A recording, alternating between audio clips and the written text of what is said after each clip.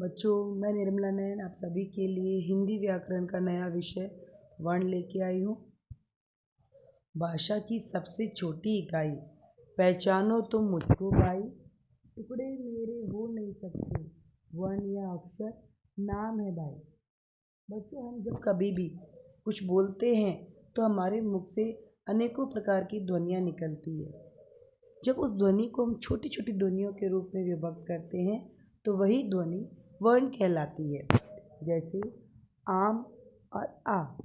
आम दो तीन ध्वनियों का समूह है, परंतु आ केवल एक ध्वनि का एक ही ध्वनि है। इसलिए हम आ को वर्ण कहते हैं क्योंकि ये सबसे छोटा है, सबसे छोटी ध्वनि है, आम को नहीं।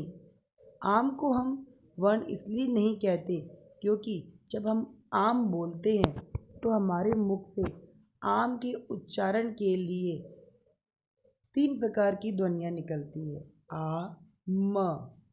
हमें बोलने में सुनने में लगता है कि आ और म ये 2 ही ध्वनियाँ हैं, लेकिन नहीं।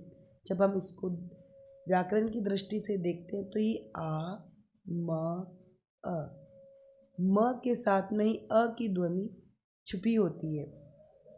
इसीलिए जब हम आम को बोलते हैं तो हमारे मुख से आ, म और अ ये 3 प्रकार की ध्वनियाँ निकलती है। म के नीचे लगने वाला डैश ये हलंत कहलाता है, जो म में से अ की ध्वनि को अलग करता है।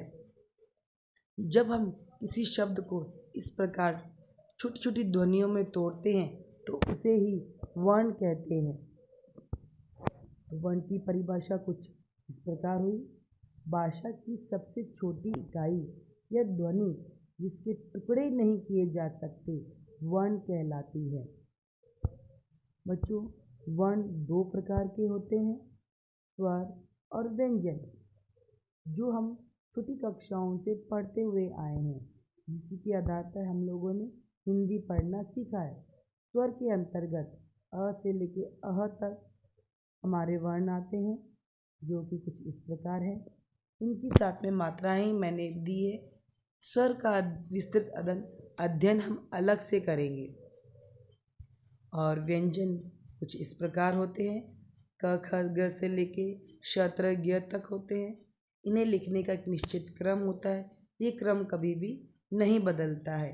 और जब हम स्वरों और व्यंजनों को उनके इसी निश्चित क्रम में लिखते हैं तो उसे वर्णमाला कहते हैं। अर्थात जब वर्णों के समूह को एक निश्चित क्रम में लिखा जाता है तो उसे वर्णमाला कहते हैं। बच्चों, इस चित्र को जरा गौर से देखें। यहाँ पर आपको अनेक प्रकार के वर्ण बिखरे हुए दिख रहे होंगे, ख, अ, द, न, व, ह। इन बिखरे हुए वर्णों को कभी भी वर्णमाला नहीं कहा जाता। वर्णमाला तभी कहलाती है जो स्वर और व्यंजन के रूप में वो एक क्रम से लिखी हुई होती है, और इसके बिना हम उसे वर्णमाला नहीं कहते हैं। मैं आशा करती हूँ आप सभी को वर्ण समझ में आए होंगे। अगर वर्ण समझ में आए तो मेरी वीडियो को लाइक करें। किसी भी प्रकार की समस्या कमेंट बॉक्स में क्वेश्चन डाल के आप मुझसे पूछ सकते हैं। धन्यवाद।